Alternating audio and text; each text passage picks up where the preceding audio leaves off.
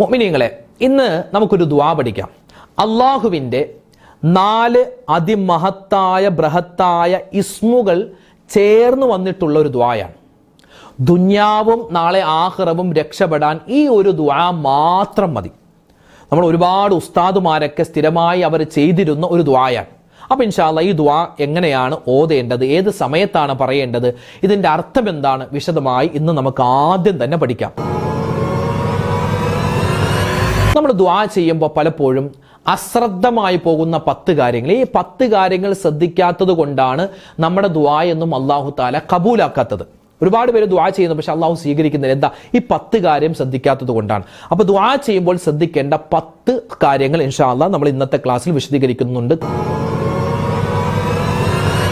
ഒരാള് ഇന്നത്തെ ദിവസം ഈ കാര്യം ചെയ്തിട്ട് ദുആ ചെയ്താൽ അവന്റെ ദുആക്ക് ആമീൻ പറയാൻ 4000 മലക്കുകൾ ഉണ്ടാകുമെന്നാണ്. 4000 മലക്കുകൾ ആമീൻ പറയും ഈ ഒരു കാര്യം ചെയ്തിട്ട് ദുആ ചെയ്താൽ. അപ്പോൾ ഒരുപാട് ദുആയുമായി ബന്ധപ്പെട്ട് ശ്രദ്ധിക്കേണ്ട കാര്യങ്ങൾ ഇന്നത്തെ ക്ലാസ്സിൽ പറയുന്നുണ്ട്. അവസാനം വരെ കാണണേ, മറ്റുള്ളവർക്ക് എത്തിച്ചു കൊടുക്കണേ. അള്ളാഹു സ്വീകരിക്കട്ടെ. ആമീൻ. അസ്സലാമു അലൈക്കും വറഹ്മത്തുള്ളാഹി തആല വബറകാതുഹു. ബിസ്മില്ലാ വൽഹംദുലില്ലാ വസ്സലാത്തു വസ്സലാമു അലാ റസൂലില്ലാ വഅലാ ആലിഹി വഅസ്ഹാബിഹി വഅത്ബാഇ അൽഫായിസീൻ അജ്മഈൻ. അമ്മാ ബഅദ്. ബഹുമാന സ്നേഹം നിറഞ്ഞ സത്യവിശ്വാസികളെ, ഉമ്മച്ചിമാരെ, വാപ്പച്ചിമാരെ, അല്ലാഹു റബ്ബുൽ ഇസ്സത്ത് നമുക്കെല്ലാവർക്കും അള്ളാഹുവിൻ്റെ സ്വർഗ്ഗലോകത്ത് സന്തോഷത്തോടെ മുത്തുനബി മുഹമ്മദ് മുസ്തഫ സ്വല്ലല്ലാഹു അലൈഹി വസല്ലമ തങ്ങളോടൊപ്പം ഇരിക്കാനുള്ള മഹാസൗഭാഗ്യം തന്ന് അനുഗ്രഹിക്കുമാറാവട്ടെ.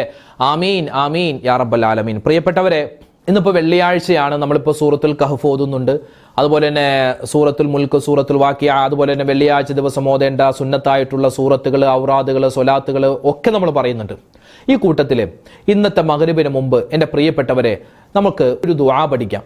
ഈ ദുആ ഒരുപക്ഷെ ആദ്യമായിട്ടായിരിക്കാം നിങ്ങൾ കേൾക്കുക. എന്തുമാവട്ടെ, മഹാന്മാര് പറഞ്ഞിരുന്ന, നമ്മുടെയൊക്കെ എന്നെ പഠിപ്പിച്ച ഉസ്താദുമാരൊക്കെ പലപ്പോഴും ഈ ദുആ ചെയ്യുന്നത് കേട്ടിട്ടുണ്ട്. അപ്പോൾ അവരെങ്ങനെ ദുആ ചെയ്യണമെങ്കിൽ ഈ ദുആക്ക് എന്തെങ്കിലും ഒരു പവർ ഉണ്ടാകുമല്ലോ. എന്നെ പഠിപ്പിച്ച ഉസ്താദുമാർ തന്നെ പലപ്പോഴും ഈ ദുആ ഇങ്ങനെ ആവർത്തിക്കുന്നത് കേട്ടിട്ടുണ്ട്. ഇത് അള്ളാഹുവിൻ്റെ ഇസ്മുകൾ, അതായത് അള്ളാഹുവിൻ്റെ 4 ഇസ്മുകൾ ചേർത്ത് പറയുന്ന ഒരു ദുആയാണ്. ഈ ദുആ നമുക്ക് ആദ്യം ഒന്ന് പഠിക്കാം. ഈ ദുആക്ക് ഒരുപാട് നേട്ടങ്ങളുണ്ട്. കാരണം അള്ളാഹുവിൻ്റെ ഭാഗത്തു നിന്നുള്ള കരുണ കിട്ടാനും, അതുപോലെ തന്നെ നമ്മുടെ ഈമാൻ പാറ പോലെ ഉറയ്ക്കാൻ. ഈമാൻ നഷ്ടപ്പെട്ടു പോയാൽ പിന്നെ തീർന്നില്ലേ. പിന്നെ നമ്മൾ ഈ ക്ലാസ് പറയുന്നതും ക്ലാസ് കേൾക്കുന്നതും നമ്മൾ നിസ്കാരവും നോമ്പും ഒക്കെ വെറുതെ ആയിപ്പോയി. അവസാനം മരിക്കുന്ന സമയത്ത് നല്ല മരണം കിട്ടണം, ഈമാനുള്ള പുഞ്ചിരിച്ചുകൊണ്ടുള്ള മരണം കിട്ടണം, സ്വർഗത്തിന്റെ ഫോട്ടോ കണ്ട് മരിക്കാൻ പറ്റണം. അത് പറ്റിയില്ല എങ്കിൽ, അത് നമുക്ക് സാധിച്ചില്ലെങ്കിൽ നമ്മുടെ ഈ ജീവിതം വെറുതെ ആയിപ്പോയി. ചുമ്മാ തിന്നു കുടിച്ചു ഉറങ്ങിയതായിപ്പോയി, കുറെ കഷ്ടപ്പെട്ടു എന്നായിപ്പോയി, അല്ലാതെ വേറെ ഒരു ഗുണവും ഉണ്ടായില്ല. അപ്പൊ അതുകൊണ്ട് ഈമാനുള്ള ജീവിതം ഉണ്ടാവണം, ഈമാനുള്ള മരണം ഉണ്ടാവണം. മാത്രമല്ല, നമ്മൾ ജീവിക്കുന്ന കാലത്തോളം നമ്മുടെ കാര്യങ്ങളൊക്കെ സ്വന്തമായി നമുക്ക് ചെയ്യാൻ പറ്റണം.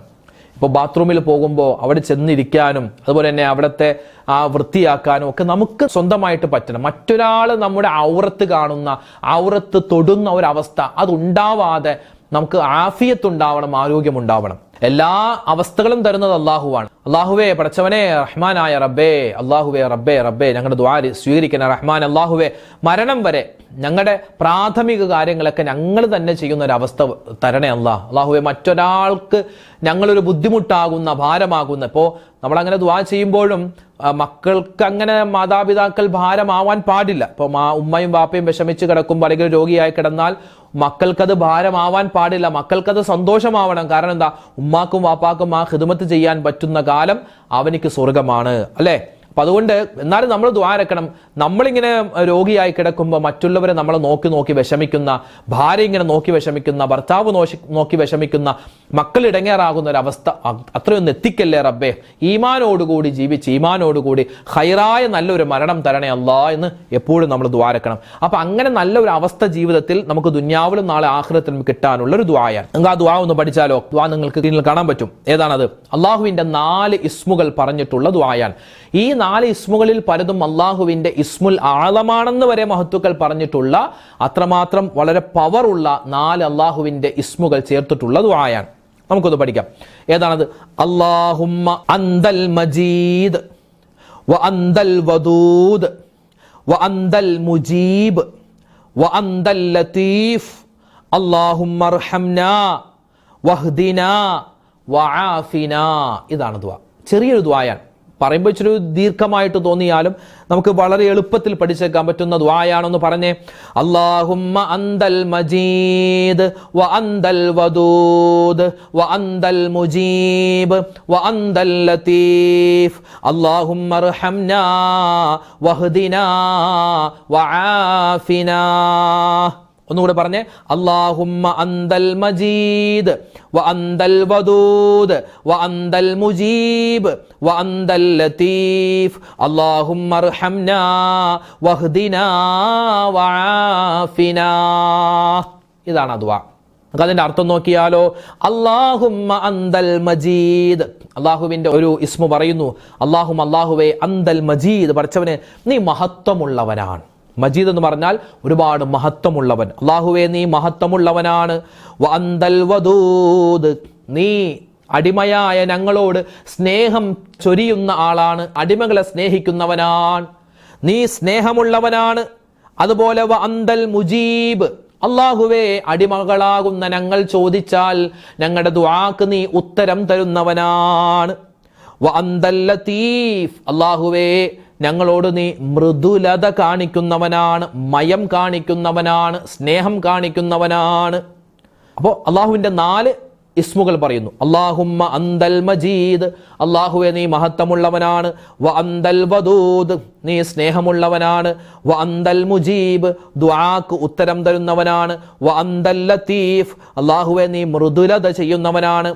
എന്നിട്ട് നമ്മുടെ കാര്യം പറയുന്നു. അല്ലാഹുമ്മ അർഹംനാ, ഞങ്ങൾക്ക് നീ കരുണ ചെയ്യണേ അല്ലാ. കരുണ ഞങ്ങളുടെ ഈ ദുന്യാവിൽ കരുണ വേണം, നാളെ ആഖിറത്തിൽ കരുണ വേണം. അല്ലാഹുവേ ഞങ്ങളുടെ മരണത്തിൽ നിന്റെ കരുണ വേണം, ഖബറിൽ നിന്റെ കരുണ വേണം, ഞങ്ങളുടെ രോഗത്തിൽ നിന്റെ കരുണ വേണം, ഞങ്ങളുടെ കച്ചവടത്തിൽ നിന്റെ കരുണ വേണം. അല്ലാഹുവേ ഞങ്ങളുടെ കുടുംബത്തിൽ നിന്റെ കരുണ വേണം, ഞങ്ങളുടെ മക്കളിൽ നിന്റെ കരുണ വേണം. അല്ലാഹുവേ ഞങ്ങളുടെ ആരോഗ്യത്തിൽ നിന്റെ കരുണ വേണം. പിന്നെയോ വഹ്ദിനാ, ഞങ്ങൾക്ക് നീ സന്മാർഗം തരണം, സന്മാർഗത്തിലുള്ള ജീവിതം തരണം, മരണത്തിലും സന്മാർഗം തരണം. വആഫിനാ, ആഫിയത്ത് തരണം, അല്ലെ, ദീർഘായുസ് തരണം. അതെന്തിനോ ഖൈറിലായിട്ടുള്ള ദീർഘായുസ് തരണം. ഇതാണ് ആ ദുആ. ഒന്ന് പറഞ്ഞേ. അല്ലാഹുമ്മ അന്തൽ മജീദ് വ അന്തൽ വദൂദ് വ അന്തൽ മുജീബ് വ അന്തൽ ലതീഫ് അല്ലാഹുമ്മ അർഹംനാ വഹ്ദിനാ വആഫിനാ. അൽഹംദുലില്ലാ, ഈ ദുആ നമ്മൾ പഠിച്ചു വെക്കണം. നിങ്ങളുടെ നോട്ടിലേക്ക് എഴുതി വെക്കുക. പറ്റുന്നത് പോലെ നിസ്കാരത്തിനൊക്കെ ശേഷം ഈ ദുആ ഇങ്ങനെ ആവർത്തിച്ചു പറയുക കേട്ടോ. അൽഹംദുലില്ലാ, നമ്മൾ ചെയ്യുന്ന ദുആ എല്ലാം അല്ലാഹു തആല സ്വീകരിക്കും. 4000 മലക്കുകൾ നമ്മുടെ ദുആക്ക് ആമീൻ എന്ന് പറയും, ഉത്തരം തരും. അതായത് 4000 മലക്കുകൾ നമ്മൾ ചെയ്യുന്ന ദുആ, അല്ലാഹുവേ ഇവന്റെ ദുആ സ്വീകരിക്കണേ എന്ന് നമുക്ക് വേണ്ടി ദുആരക്കും. എന്ത് ചെയ്യണം? ഒരു കാര്യം ചെയ്താൽ മതി. അതിലേക്ക് ഇൻഷാ അല്ലാഹ് വരാം. അതിനു മുമ്പ് പറയട്ടെ, നമ്മൾ ചെയ്യുന്ന ദുആകളെല്ലാം അല്ലാഹു തആല സ്വീകരിക്കും. അത് ഒരു തരത്തിലല്ലെങ്കിൽ മറ്റൊരു രൂപത്തിൽ സ്വീകരിക്കും. ഒന്നാമത്തേത്, നമ്മൾ ചെയ്യുന്ന ദുആ ഉടൻ തന്നെ അല്ലാഹു തആല കബൂലാക്കി അതിന്റെ ഉത്തരം, അത് നമ്മൾ എന്താണോ ചോദിച്ചത് അത് അല്ലാഹു തആല തരും. രണ്ടാമത്തേത്, നമ്മൾ ചോദിക്കുന്ന കാര്യമൊന്നും ഉടൻ തന്നെ തരൂല, കുറച്ച് വൈകിയായിരിക്കും പടച്ചവൻ അതിന്റെ ഇജാബത്ത് തരിക, ഉത്തരം തരിക. മൂന്നാമത്തേത്, നമ്മൾ ചോദിക്കുന്ന ദുആക്ക് അല്ലാഹു തആല ഉത്തരം ഒന്നും തരൂല, പക്ഷേ എന്തെങ്കിലും ഒരു ആപത്ത് പടച്ചോൻ തടയും, ആപത്ത് മുസീബത്ത് പടച്ചോൻ തടയും. നാലാമത്തേത്, ചിലപ്പോൾ നമ്മൾ ചെയ്യുന്ന ദുആ അല്ലാഹു തആല നമുക്ക് ചോദിക്കുന്നതിനേക്കാൾ ഖൈറായ ഒരു കാര്യമായിരിക്കും തരുക. അഞ്ചാമത്തേത്, ഇവിടെ ദുന്യാവിൽ നമ്മൾ ചെയ്യുന്ന ദുആ ഒന്നും അല്ലാഹു തആല സ്വീകരിക്കില്ല, അതിൻ്റെയൊക്കെ പ്രതിഫലം നാളെ ആഖിറത്തിലായിരിക്കും തരിക. അപ്പോൾ ഒരു മനുഷ്യൻ ചെയ്യുന്ന ദുആ 5 രൂപത്തിലായിരിക്കും അല്ലാഹു തആല കബൂലാക്കുക. പിന്നെ ദുആ ചെയ്യുമ്പോൾ പ്രത്യേകം ഇന്ന് വെള്ളിയാഴ്ചയാണ്, വെള്ളിയാഴ്ച ദിവസം നമ്മൾ ചെയ്യുന്ന ദുആകളൊക്കെ അല്ലാഹു തആല സ്വീകരിക്കും. വെള്ളിയാഴ്ച രാവിലെ ഒരു മഹത്വമുണ്ട്, വെള്ളിയാഴ്ച ദിവസം തന്നെ ഇപ്പം ഈ സമയത്തൊക്കെ ദുആ സ്വീകരിക്കുമെന്നൊക്കെ മഹത്തുക്കൾ പഠിപ്പിച്ചിട്ടുണ്ട്. അതുകൊണ്ട് പറ്റുന്ന സമയത്തൊക്കെ കിട്ടുന്ന അവസരത്തിലൊക്കെ നല്ലവണ്ണം ദുആ ഇറക്കണം കേട്ടോ. തഹജ്ജുദ് നിസ്കാരം കഴിഞ്ഞ്, അതുപോലെ തന്നെ ഫർദ് നിസ്കാരം കഴിഞ്ഞ്, ഇന്നത്തെ ജുമാ നിസ്കാരം കഴിഞ്ഞ് ഉമ്മമാര് വീട്ടിൽ ദുഹർ നമസ്കാരത്തിന് ശേഷം, അതുപോലെ തന്നെ ഖുർആൻ ഓതി കഴിഞ്ഞ് ഒക്കെ നമ്മൾ ദുആ എന്നാൽ അല്ലാഹു തആല ദുആയൊക്കെ വേഗത്തിൽ സ്വീകരിക്കുന്നതാണ് കേട്ടോ. പിന്നെ നബി സല്ലല്ലാഹു അലൈഹി വസല്ലം തങ്ങളുടെ ഹദീസിൽ കാണാം, ഇതുപോലെ ഒരുപാട് മഹത്തുക്കൾ പറഞ്ഞിട്ടുണ്ട്. എന്ത്? മൻ ഖറഅൽ ഖുർആന, ഒരാൾ ഖുർആൻ ഓതി, സുമ്മ ദഅ, പിന്നെ അവൻ ദുആ ചെയ്തു, അമ്മന അലാ ദുആഇഹി 4000 മലക്കിൻ. അതായത് ഒരാൾ വിശുദ്ധ ഖുർആൻ ഓതി, അതിന് ഖുർആൻ ഓതി കഴിഞ്ഞിട്ട് അവൻ ദുആ ചെയ്തു എങ്കിൽ അവൻ ചെയ്യുന്ന ദുആക്ക് ആമീൻ പറയാൻ 4000 മലക്കുകൾ ഉണ്ടാകും. യാ റബ്ബ് യാ റബ്ബ് യാ റബ്ബ്, 4000 മലക്കുകൾ ആമീൻ പറയും. ഇവിടെ മൻ ഖറഅൽ ഖുർആന എന്നാണ് പറഞ്ഞത്. ഇതിന് ഒരുപാട് വ്യാഖ്യാനങ്ങൾ മഹത്തുക്കൾ പറഞ്ഞിട്ടുണ്ട്. ഒന്നാമത്തേത് ഇവിടെ ഖുർആൻ ഓതിയാൽ എന്നാണ്. ഇവിടെ ചില ഉലമാക്കൾ പറയുന്നു ഈ ഖുർആൻ ഓതിയാൽ എന്ന് പറഞ്ഞാൽ അത് ഖുർആൻ മുഴുവനും ഓതിയാലാണെന്നാണ്. ഖത്തം ഓതി കഴിഞ്ഞിട്ട് ചെയ്യുന്ന ദുആയാണ് എന്നാണ് ഇവിടെ പറയുന്നത്. മുസ്നദു ദാരിമി, ഇമാം ദാരിമി റഹ്മത്തുള്ളാഹി അലൈഹി പറയുന്നു. അതുപോലെ ഇമാം നബവി തങ്ങൾ തിബിയാനിൽ ഒക്കെ ഈ ഹദീസ് പറയുന്നുണ്ട്.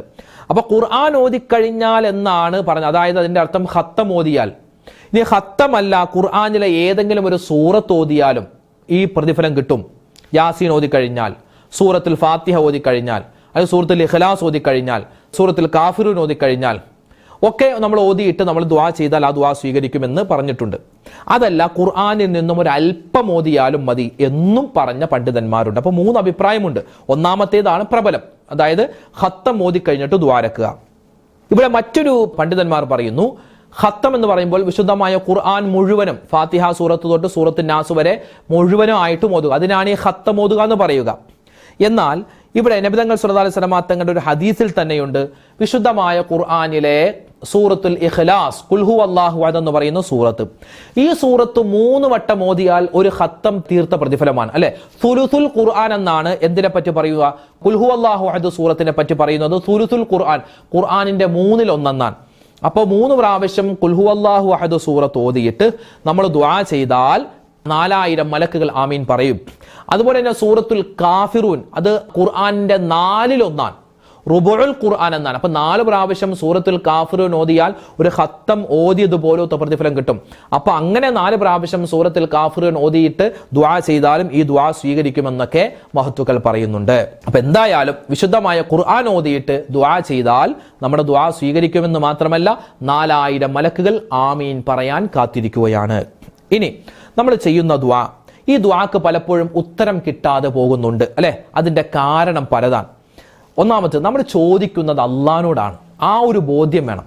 അള്ളാഹുവേ, ഞാൻ നിന്നോടാണ് ദുആരക്കുന്നത്, അല്ലെ? അല്ലാതെ അവിടെ ഇവിടെയുള്ള കല്ലിനോടോ മുള്ളിനോടോ അല്ലെങ്കിൽ ബിംബത്തിനോടോ ഒന്നുമല്ല. നമ്മൾ അള്ളാഹിനോടാണ് ദുആ ചെയ്യുന്നത്, അല്ലെ? നമ്മൾ മനുഷ്യനോടല്ലല്ലോ ദുആരക്കുന്നത്. ഇപ്പോൾ എന്നോടല്ലല്ലോ നിങ്ങൾ ദുആരക്കുന്നത്, നിങ്ങളോടല്ല നമ്മൾ ദുആ ചെയ്യുന്നതെല്ലാം അള്ളാഹുവേ അള്ളാഹു എന്ന് പറഞ്ഞിട്ടാണ്. അങ്ങനെ ദുആരക്കണം. ചോദിക്കുന്നത് അള്ളാഹിനോടാവണം. രണ്ടാമത്, അള്ളാഹുവിലേക്ക് എന്തെങ്കിലും ഒരു തവസ്സുലാക്കിയിട്ട് ദുആരക്കണം. അതായത് ഇപ്പോൾ നമ്മൾ ഒരു സ്വതക്ക കൊടുത്തു, അല്ലെങ്കിൽ 2 റക്അത്ത് നിസ്കരിച്ചു, കുറച്ച് ദിക്ർ ചൊല്ലി, കുറച്ച് സ്വലാത്ത് പറഞ്ഞു, എന്നിട്ട് നമ്മൾ അത് വെച്ചിട്ട് ദുആരക്കണം. അള്ളാഹുവേ പടച്ചവനെ, ഞാനിപ്പോൾ കുറച്ച് സ്വതക്ക കൊടുത്തിട്ടുണ്ട്, ആ സ്വതക്കയുടെ പ്രതിഫലം കൊണ്ട്, അത് ഞാൻ 2 റക്അത്ത് നിസ്കരിച്ചിട്ടുണ്ട്, ആ നിസ്കാരത്തിന്റെ ഹക്ക് കൊണ്ട്, അങ്ങനെ നമ്മൾ എന്തെങ്കിലുമൊക്കെ നന്മ ചെയ്തിട്ട് അതിനെ മുൻനിർത്തിയിട്ട് ദ്വാരക്കണം. അപ്പൊ അള്ളാഹു തആല വേഗത്തിൽ സ്വീകരിക്കും. 3 ആളുകൾ ഗുഹയിൽ അകപ്പെട്ടു പോയ ഒരു ചരിത്രം ഹദീസിൽ കാണാം. അപ്പൊ അവര് ആ ഗുഹയിൽ നിന്നും പുറത്തു കടക്കാൻ വേണ്ടി അവർ ജീവിതത്തിൽ ചെയ്ത നല്ല കാര്യങ്ങൾ എടുത്തു പറഞ്ഞിട്ടാണ് ദ്വാരുന്നത്. അപ്പൊ അള്ളാഹു തആല ദ്വാ സ്വീകരിച്ചു എന്നാണ്. അതുകൊണ്ട് നമ്മൾ ചെയ്ത നല്ല കാര്യങ്ങൾ എടുത്തിട്ട് നമ്മൾ ദ്വാരക്കുക. മൂന്നാമത്തേത്, ധൃതി കാണിക്കരുത്. എപ്പോഴും പെട്ടെന്ന് ദ്വാരന്ന് പോകരുത്. എന്താണ്? സാവകാശം ദ്വാരക്കണം. പിന്നെ അതിന്റെ ഉത്തരം എനിക്ക് ഇൻഷാ അല്ലാഹ് സാവകാശം അല്ലാഹു തആല തരും എന്നുള്ള ഒരു ചിന്ത ഉണ്ടാവണം. നാലാമത്തേത്, നല്ല വിചാരം ഉണ്ടാവണം. ഇത് അങ്ങനെയൊന്നുമില്ല, അല്ലാഹ് തരുവായിരിക്കും, അങ്ങനെ ചിന്തിച്ചിട്ടാണ് പലരും ദ്വാരക്കുന്നത്. അപ്പൊ അങ്ങനെ ആ ഒരു ചിന്ത ഉണ്ടാവരുത്. ഹുസ്നുൽ ളൻ ഉണ്ടാവണം. ഇൻഷാ അല്ലാഹ് എന്റെ ദുആ അല്ലാഹു തആല സ്വീകരിക്കും. പിന്നെയോ, ഹൃദയ സാന്നിധ്യം ഉണ്ടാവണം. മറ്റ് ചിന്തകൾ, അശ്രദ്ധ, അങ്ങനെ കൈയൊക്കെ ഇങ്ങനെ വെച്ചിട്ട് അങ്ങനെയല്ല. ദുആ ചെയ്യുമ്പോൾ ഇങ്ങനെ കൈ ഉയർത്തിപ്പിടിച്ച് നല്ല ഇഖ്ലാസോടുകൂടി ദ്വാരക്കണം. മാത്രമല്ല, നമ്മൾ ദ്വാരക്കുമ്പോൾ നമ്മുടെ ദ്വാ സ്വീകരിക്കാനുള്ള ഒരു കാര്യത്തിൽ പെട്ടതാണ് നമ്മൾ തിന്നുന്നതും കുടിക്കുന്നതൊക്കെ ഹലാലാവണം. ഹറാമായ വെള്ളം കുടിച്ച് ഹറാമായ ഭക്ഷണം കഴിച്ചിട്ട് ദ്വാരെന്നാൽ അല്ലാഹു തആല ദ്വാ സ്വീകരിക്കില്ല. പിന്നെ അഹങ്കാരത്തോട് ഇതോട്ടോ അങ്ങനെയൊന്നുമല്ല. അല്ലാഹുവേ പടച്ചോനെ തരണേ, അതിന്റെ താഴ്മയോടുകൂടി ദ്വാരക്കണം. പിന്നെയോ, ഫർളായ കാര്യങ്ങൾ ഉപേക്ഷിച്ചിട്ട് ദുആ ചെയ്ത് അല്ലാഹു തആല ദുആ സ്വീകരിക്കില്ല.